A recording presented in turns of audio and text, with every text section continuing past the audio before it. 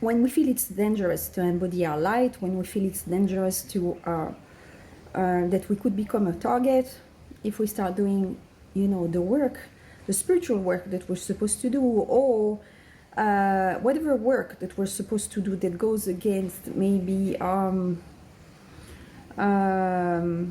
what is expected from you, but in deep down that this is what your soul came here to do. And yes, there could be, we were saying that yes, there could be some sensation of threat and danger. And we can see that this question was actually brought up in the Megillat Esther. We see that when Mordechai asked Esther to come and interfere and go towards the king and do whatever he asked him to do, Esther is scared. She say, hey, actually I could die if I would do that. And what does Mordechai tell him? אם החריש תחרישי בעת הזאת, רווח והצלה יבוא ליהודים ממקום אחר, ואת ובית אביך תאבדו. And this is a passage that we are all say out loud when we read the Megillat Esther on Purim.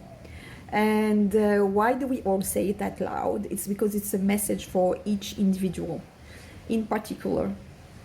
And it means that Mordechai told Esther, if you choose to remain silent and not do what's required from you to do, the Geula will come anyway from a different place, but you would have lost that opportunity that you would have been able to participate in making this happen. Is saying it in more harsh words. It was a harsh message, but she decided to go, and God finally is with her and it protects her all the way. But we see that it was not always the case. In the beginning, Esther, her name comes from the word leastir, to hide. And in the beginning, she was required to hide.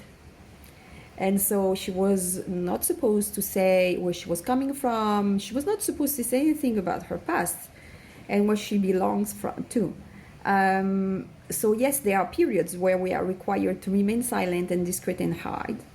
And there are periods where we are supposed to really stand up and align with the purpose that our soul came for in this incarnation. Now, how do we know that the moment is now? This is what we were saying before with the story of Miriam, that there are signs that show you, when Miriam told her father that he needed to go back, to go get back together with his mother so Moshe could be born. And while all the signs were showing that, it was dangerous because, yes, all the boys were killed. And at this moment, they were able to read through, Miriam herself, she had the power to read through and to see that the signs were showing that we were in a very strategic moment, that even though darkness seemed to be, darker than any other time, it was showing that it was this time just before the sunrise. And at this moment, it's worth it to give all the push and to come out from your hiding place and do what you're required to do and hold as many light as you can. And of course, now if you come out and you try to do that work from a place of I want to make a point, I want to take revenge, I want to show who I am, if you do it from the wrong place, it will be dangerous to do it. But if you do it from the right place, from the place of zero ego, and ask the Master of the Universe to allow you to completely align with the highest purpose of your soul. If you're doing from that place, from the place of making sure that whatever you do is aligned with the divine will for the planet and humanity, then you have the chance to be supported and guided, and hopefully you will be safe as well. It all depends. So of course it's important to heal before you start doing that. It's important to come to a place of full balance.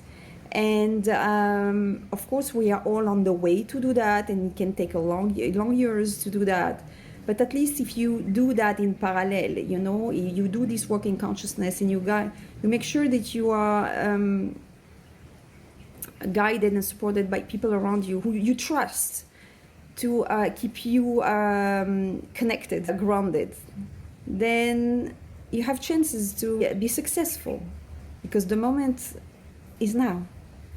And so I wish to all of us that we will be able to do that from the right place. And Bezrat Hashem, we will be supported and guided and protected